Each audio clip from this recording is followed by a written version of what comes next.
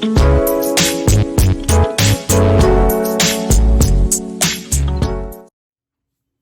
morning, folks. This is Ron Smith again, coming to you live with hopefully something of value concerning a drug and alcohol addiction and overcoming it forever. Matter of fact, that's a big word too, forever. I used to have a hard time believing that I could actually stay drug-free for life. And that's what this program is designed for, those who are eager, who are desiring to stay drug-free forever. No more relapsing over and over again. It's time to come out and stay out. And I'm coming to you as a voice in the wilderness. I'm not that person that is a drug and alcohol counselor, even though I have that experience in the past. When I'm coming to you as someone that's overcome addiction and been clean for over 15 years. So I'm wanting to assist and help out. As a matter of fact, I don't even want to say thank you for watching anymore. I want to say congratulations for showing up to your own recovery. Because many times, see, recovery happens with or without you. Recovery happens with or without me. But your recovery doesn't happen without you. And my recovery wouldn't happen without me. I need to show up. And once I show up, then I can practice the skills necessary to strengthen my resolve to stay drug-free forever. Okay? And that's what I actually attribute to my faith and trust in God. Now, I remember I used to blame everybody for the things I do. And that's what I want to talk to you today about, is blaming others for your situation. See, it's not about my mama. I used to think it was my mother because she put braces on my teeth when I was younger. I blame my dad for not being in my life. It's because of you, Dad, and you not being in my life is the reason I use drugs. I used to blame society. I used to blame the economy. I used to blame me as being a black man in a world without rights and privileges. All those, I come to find out, was the wrong thing. As long as I kept pointing the finger at someone else, something else, I always found that I was losing or not able to really get a grip on life. As a matter of fact, SaferLock, an online resource, says that the more that you try to call a person out on their behavior, the more the blame game will be played. Now, I'm not saying that this is a game, but at the same time, blaming people is not going to get you to the being drug-free forever lifestyle. Turning and taking responsibility is what's going to get you to the next level. That's the skill today that I want to share with you. Don't blame others. Don't get weary in well-doing. If you don't give up, the time will come when you will reap a harvest. So in our time of moving forward, doing something different, learning how to practice new behaviors, guess what? You can come out. Matter of fact, I even share this in a classroom setting. Right. You know, it's because of my mom. It's because of the probation officer. Right. It's because of society. It's because of the criminal justice system. Right. It's because of that darn Donald Trump. Yeah. It's not about any of that when it comes to your individual drug addiction. Mm-hmm. See, it's not about the drug it's because of the drug program. Right. It's because of my counselor. Mm-hmm. It's because of my wife or my husband. Right. Yeah. See, it's not about them. It's about looking inside. Right. Now, all what I mentioned is out there, but that's not how I make my decisions. Right. That's just part of the negative normal that I have to deal with anyway. I have to deal with my wife. I have to deal with life and society. I have to deal with, Donald Trump and even now Biden. I have to deal with this stuff. Right. So, but when it comes into my household, it's not affecting my individual choices when it comes to going to self-medicate. Mm-hmm. So you can't blame those type of things for that. Right. Donald Trump ain't got nothing to do with me cracking open a bottle. Right. Yeah. But we don't say that though. Mm-hmm. It's because of Donald Trump, or it's because of my wife or husband or son. Mm-hmm. This is why I'm doing it. No, it's really separate from that. That's not the reason. Right. It's because of the weak choices we have, and now we have to strengthen our power of choice. Mm-hmm. And it's really that simple. Right. We have to strengthen our power of choice. After we strengthen our power of choice is when things begin to turn around. See, because when we blame other people and point the finger, see, that's actually part of the negative normal behavior of an addict. So every time I blame my mom, then it hinders me from moving forward in my responsibility to do the next right thing. As long as you're blaming your parents, then you won't be able to wake up to your own responsibility. You, me, or nobody is gonna hit as hard as life.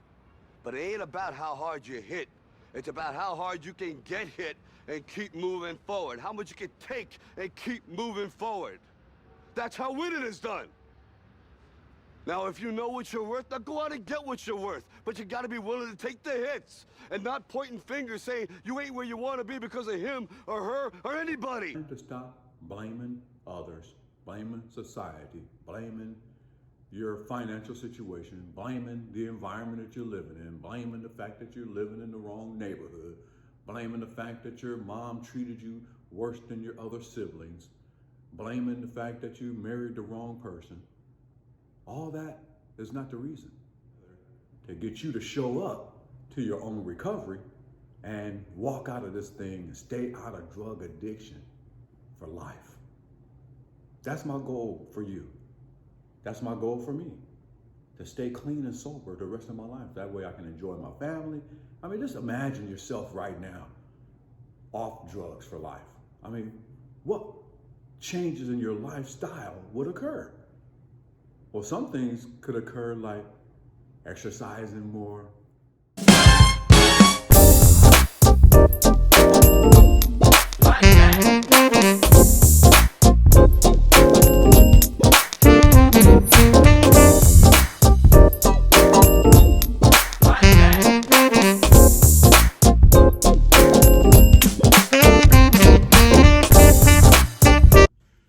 But choices. You know, all kind of different things can happen in your life. Once you stop blaming others, your life becomes richer, fuller, more exciting to live. Because guess what?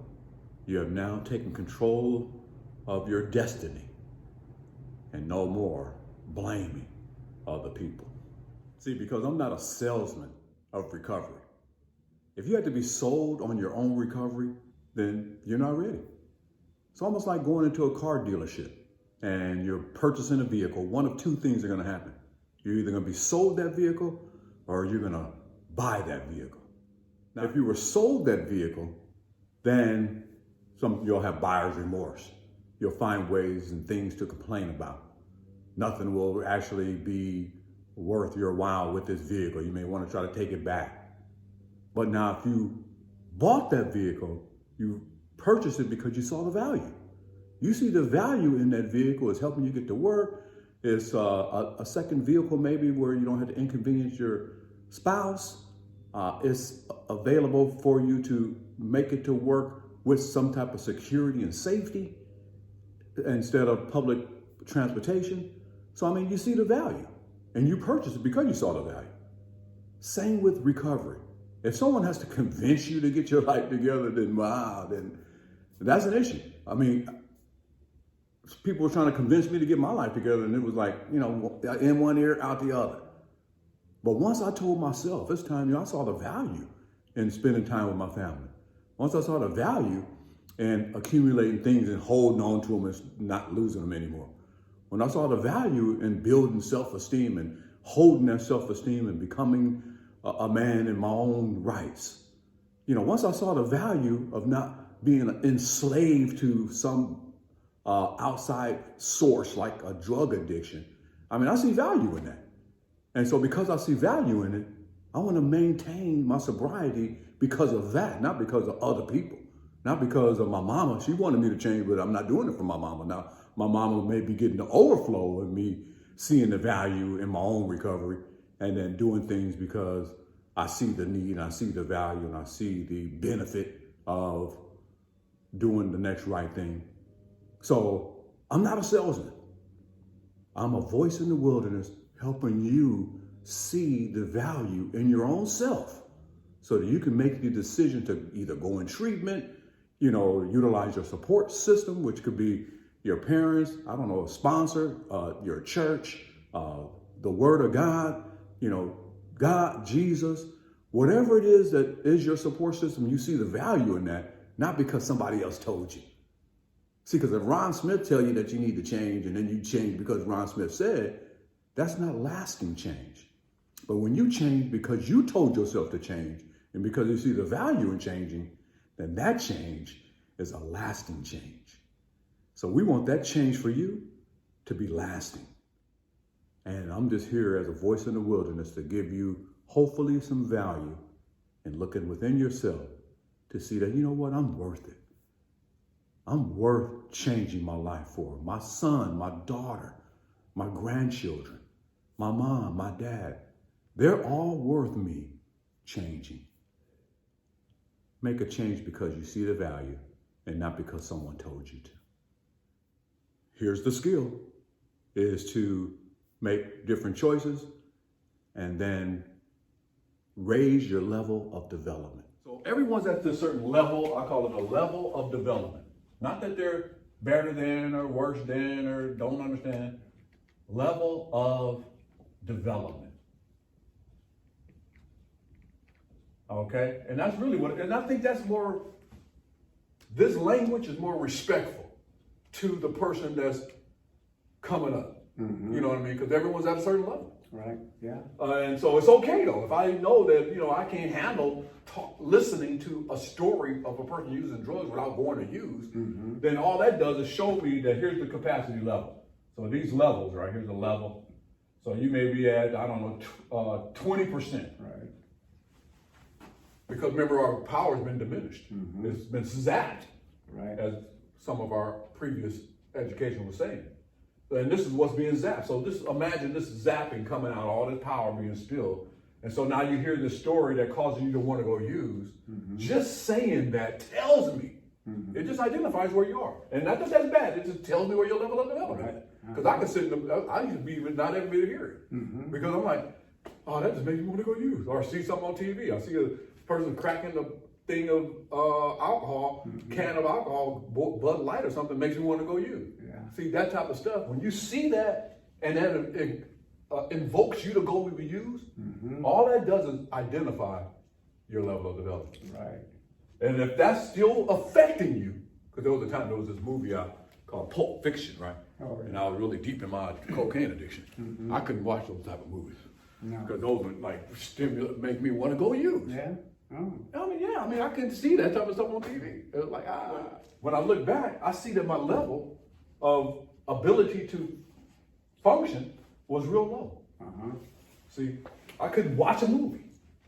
So now, as your level of development grows and your experience and your, practice and rehearsal of new behavior, you're taking advantage of support that's around you, you utilizing information more so, reading more, listening to your wife, like you say, you're doing negotiating and compromise, you guys mm-hmm. doing the floor type communication mm-hmm. to better negotiate and compromise and have a better relationship, then your level of development grows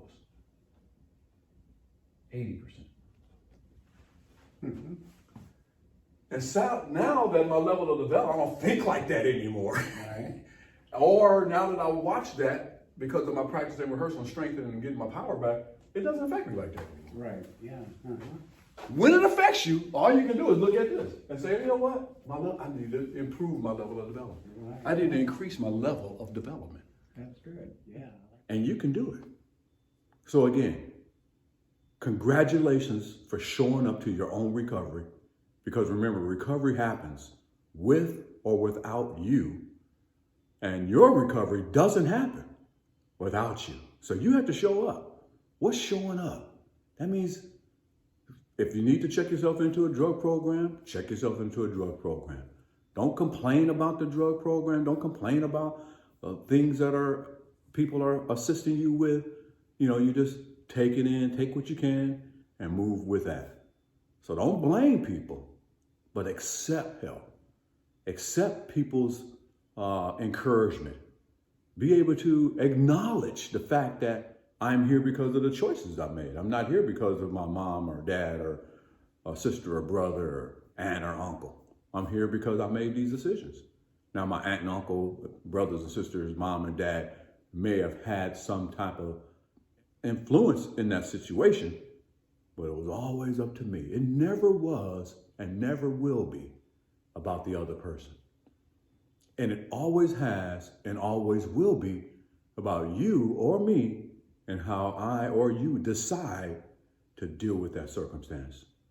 And the skill is to develop your strength to be able to deal with that situation when it comes and overcome it. Because the practice ground is not here listening to this video. The practice ground is not in a classroom setting in an outpatient treatment facility. The practice ground is not in a residential treatment facility. The practice ground is during the time of the craving. The practice ground is during the time of the challenge. Soon as that challenge comes, guess what? It's time for me to practice. I remember I used to get upset. When a person drive past me, you may be able to relate, and get all upset. And it was like, that was the time I want to go off on people because they're driving what I consider to be chaotic or crazy. And I wanted to do something about that. But every time I got upset, I would allow myself to get upset. But here's what I learned, that was the practice ground.